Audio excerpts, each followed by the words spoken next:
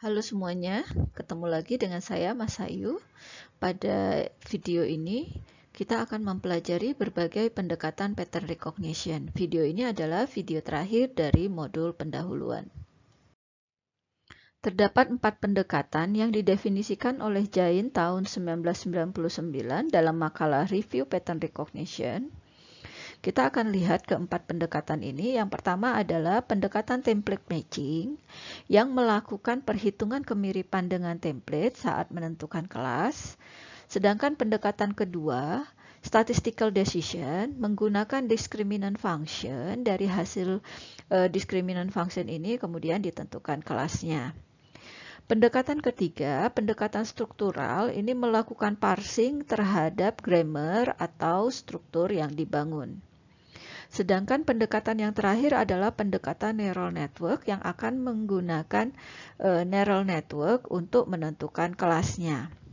Nah, pendekatan statistical decision dan neural network ini umumnya menggunakan machine learning.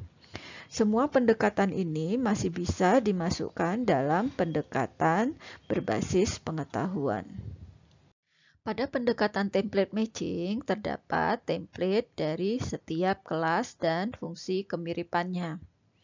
Misalnya di sini terdapat template J dan template karakter T.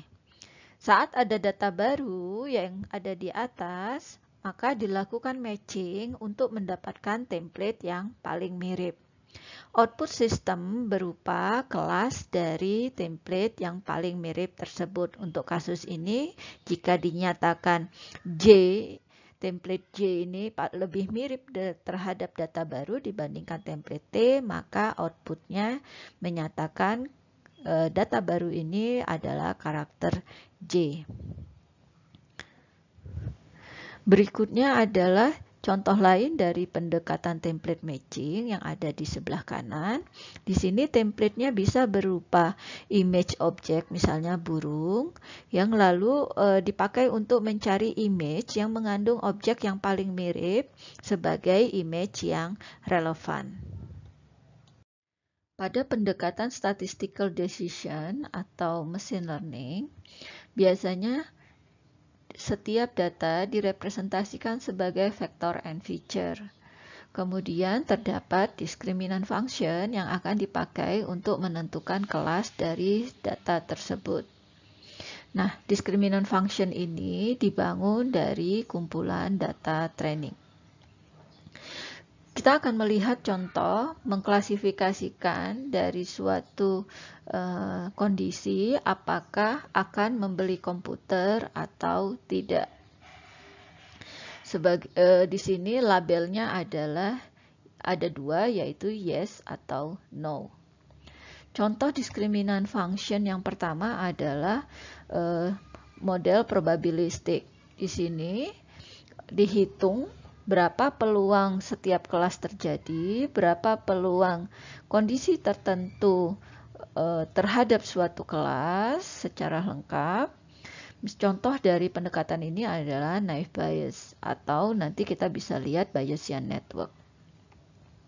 Kemudian contoh yang kedua, discriminant function dalam bentuk decision tree dan discriminant function dalam bentuk neural network.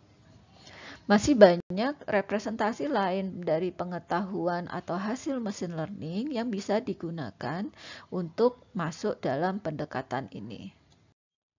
Pada pendekatan struktural, dilakukan ekstraksi fitur morfologi dan hubungannya. Sebagai contoh, ketika kita ingin melakukan rekognisi apakah objek dalam image berupa kubus atau segitiga, kita bisa melihat hubungan antar piksel yang membentuk garis, apakah garisnya horizontal, vertikal, dan diagonal. Lalu dilengkapi dengan pengetahuan yang digunakan dalam bentuk graf relasional dari fitur morfologi tersebut. Nah, ketika ada data baru, klasifikasi dilakukan dengan memparsing graf relasional tersebut. Dari 3 pendekatan pattern recognition yang sudah kita bahas, machine learning yang paling banyak digunakan. Terdapat 3 faktor yang membuat hal itu. Yang pertama, algoritma pembelajaran semakin efektif. Yang kedua, data semakin tersedia banyak, storage murah dan besar kapasitasnya, mengcapture data semakin mudah dengan adanya IoT. Dan yang ketiga, kemampuan komputasi yang semakin tinggi, terutama dengan adanya prosesor paralel.